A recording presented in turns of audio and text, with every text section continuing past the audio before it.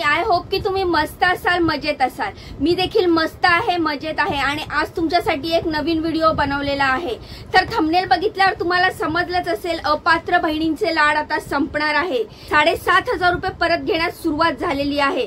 तर काय आहे ही सविस्तर माहिती हेच मी तुम्हाला या व्हिडिओतून सांगणार आहे। तर व्हिडिओ पूर्ण बघा, व्हिडिओला लगेचच लाईक करा, चॅनलला सबस्क्राइब करा। जास्त वेळ वाया न घालवता लगेचच व्हिडिओला सुरुवात करूया। मुख्यमंत्री माझी लाडकी बहीण योजनेचा निकष डावलून लाभ घेतलेल्या महिलांकरता आता कारवाईला सुरुवात झालेली आहे। एकीकडे लाडकी बहीण योजनेच्या सन्मान निधीचा हप्ता खात्यात कधी येतोय त्याची वाट काही महिला पाहत आहेत। दुसरीकडे आतापर्यंत 7,500 रुपये आणि डिसेंबरचा 1,500 रुपयाचा हप्ता सुद्धा मिळालेला आहे। तर काही ठिकाणी 2,100चा हप्ता न मिळाल्याने जी चर्चा चालू होती त्यावर सुद्धा महिला व बाल विकास अधिकारी अदिती तटकरे मॅडमनी उत्तर देत पुढच्या अर्थसंकल्पनीय अधिवेशनानंतर 2,100चा हप्ता सुरू होईल अशी माहिती दिली आहे। एकंदरीतच काय तर योजनेमध्ये विविध अपडेट येत आहेत, त्यावरच सगळ्या लाडक्या बहिणींना धक्का बसेल असं एक अपडेट आलेलं आहे।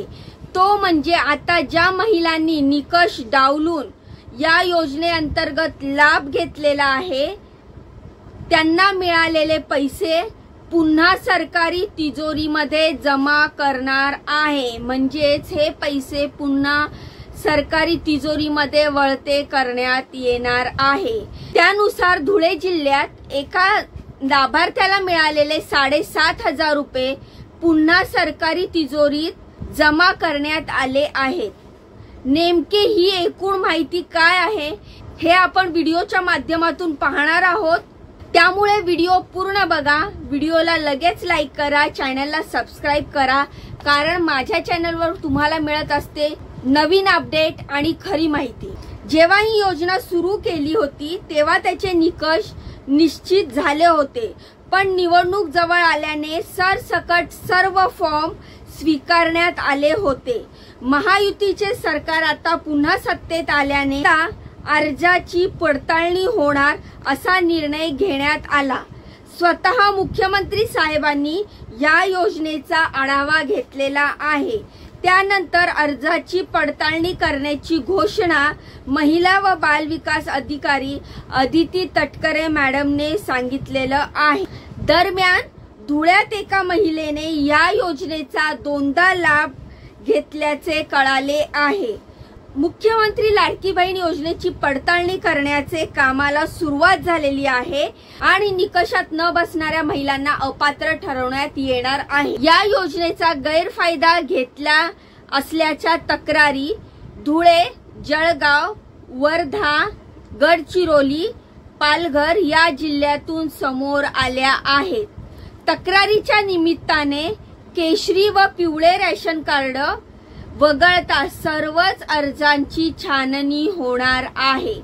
तर सरकारी धोरणानुसार जिल्ह्यात लाडकी बहीण योजनेतील अर्जदारांची पडताळणी सुरू करण्यात आलेली आहे।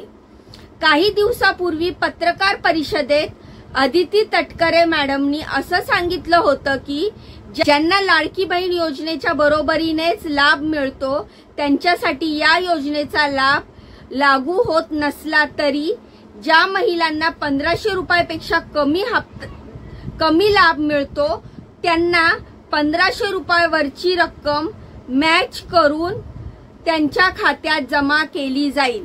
म्हणजेच आता तुम्हाला मी उदाहरण सांगते, म्हणजे जर समजा एखाद्या महिलेला 1,000 रुपयाचा सन्मान निधी मिळतोय, ठीक आहे, त्यानुसार लाडकी बहीण योजनेचे 1,500 रुपये, तर मग ह्या महिलेला उरलेले जे 1,000 रुपयाच्या वरचे जे 500 रुपये आहेत हे उरलेले 500 रुपये आणखी या महिलेच्या खात्यात लाडकी बहीण योजनेअंतर्गत जमा होणार आहे।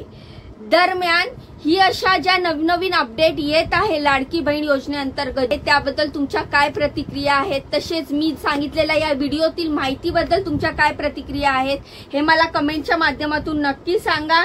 आणि जर तुमचे लाडकी बहीण योजनेअंतर्गत जर अजून काही कुठले प्रश्न असतील जे तुमच्या मनात सतवत असतील ते देखील तुम्ही मला कमेंटच्या माध्यमातून विचारू शकता। तर कसा वाटला व्हिडिओ हे देखील मला कमेंट करून सांगा आणि जाण्याआधी व्हिडिओला लाईक करा, चॅनलला सबस्क्राईब करा। भेटूया असाच नवीन महत्त्वपूर्ण माहिती असलेला व्हिडिओ घेऊन पुढच्या वेळेला। तोपर्यंत स्वतःची काळजी घ्या। बाय बाय आणि नमस्कार।